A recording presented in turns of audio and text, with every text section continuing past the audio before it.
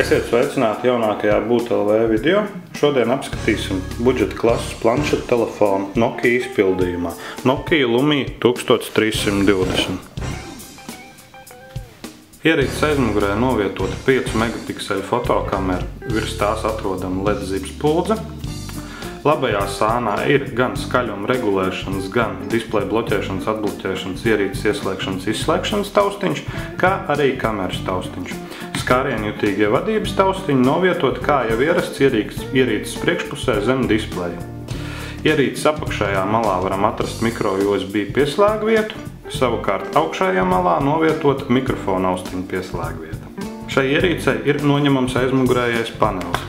Zem tā ir paslēpta micro SIM kartes pieslēgvieta, kā arī micro SD atmiņas kartes pieslēgvieta. Šī ierīce atbalsta micro SD atmiņas kartes ietilpībā līdz 64 GB. Kā jau varam redzēt, tad akumulators nebūs pašu spēkiem, vismaz nezaudējot garantiju, nomaināms. Ierīce ir masīva un nedaudz smagāka, kā gribētos. Tomēr, ņemot vērā tās zemo cenu, arī smagums būs piedodams. Kā jau tas planšetu telefoniem ierasts, arī Nokia Lumia 1320 nebūs izņēmums. To būs salīdzinoši grūti lietot turot vienā rokā, bet tomēr ar mazu žonglēšanu joprojām varam aizsniegt visus displeja stūrus.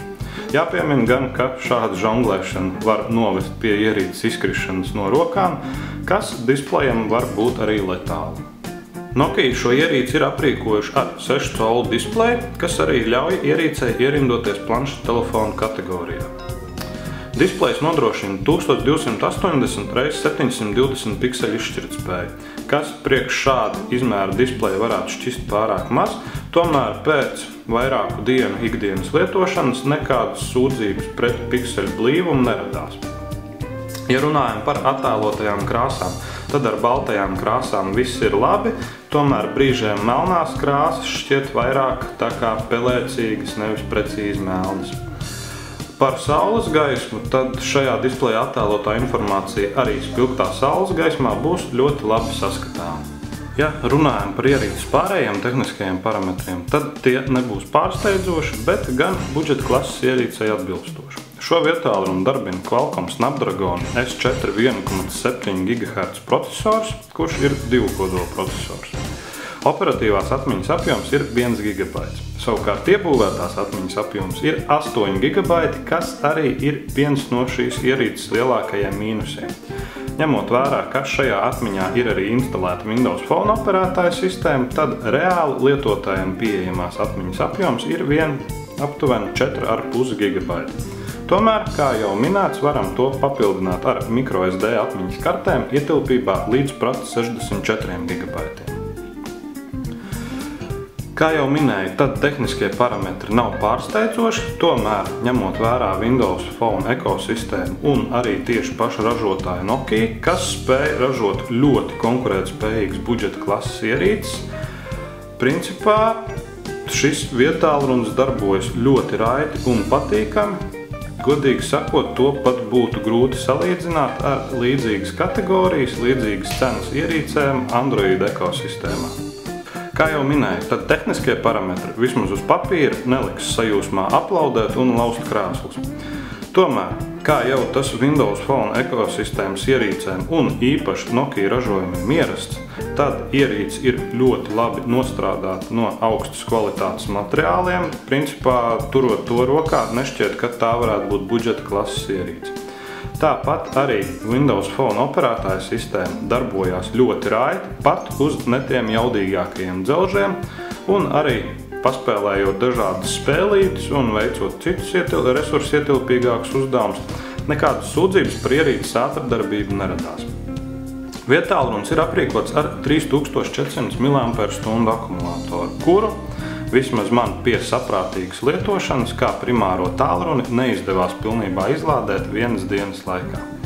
Ierīce ir aprīkota ar 5 megapikseli aizmugurē novietoto galveno kameru.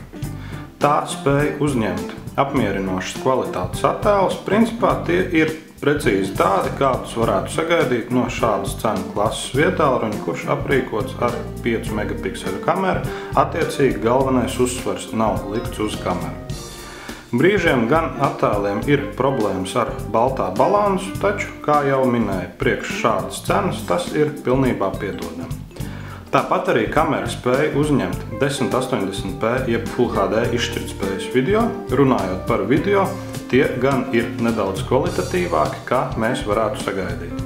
Šobrīd vietālruni darbina Windows Phone 8 operētāju sistēmu ar Nokia pievienotajām vērtībām. Kā galveno no tām jau kārtējo reizi gribās pieminēt HereDrive navigāciju, kas ļauj lejupielādēt kartes un izmantot GPS navigāciju arī brīžos, kad nav pieejams interneta savienojums vai nevēlamies to izmantot. Ierīcei tiks piedāvāts Windows Phone 8.1 jauninājums, kuram vajadzētu būt pieejamam jau tuvākajā laikā. Tātad vēlreiz īsumā, kādi ir galvenie šīs ierīces plusi un mīnusi? Pie galvenajiem plusiem varam minēt salīdzinoši kvalitatīvo displeju, zemo cenu, kā arī akumulātoru, kurš nodrošina diezgan labu, pat varētu pat teikt ļoti labu darbības laiku ar vienu uzlādes reizi. Kā jau minēju, pie aktīvas lietošanas tas pārsniegs arī vienu darba dienu, kas priekš šādas izmēra displeja ir ļoti labs rādītājs.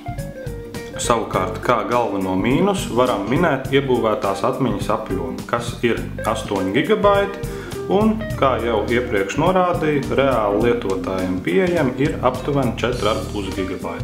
Tomēr šo tā saucamo mīnusu varam labot, izmantojot microSD atmiņas kartes. Vietālruņa cena Latvijas internetu veikalos ir sākot no 210 €, kas priekš šādas ierīces, mūsuprāt, ir pilnībā atbilstoša cena. Ja meklēt planšetu telefonu, kas ļaus ērti surfot tīmeklī, ērti skatīties filmas vai aplūkot fotoattēlus par pieņemamu cenu un vēlies to no Windows Phone operētāju sistēmas, tad, mūsuprāt, tev vajadzētu izvēlēties tieši šo vietālruni.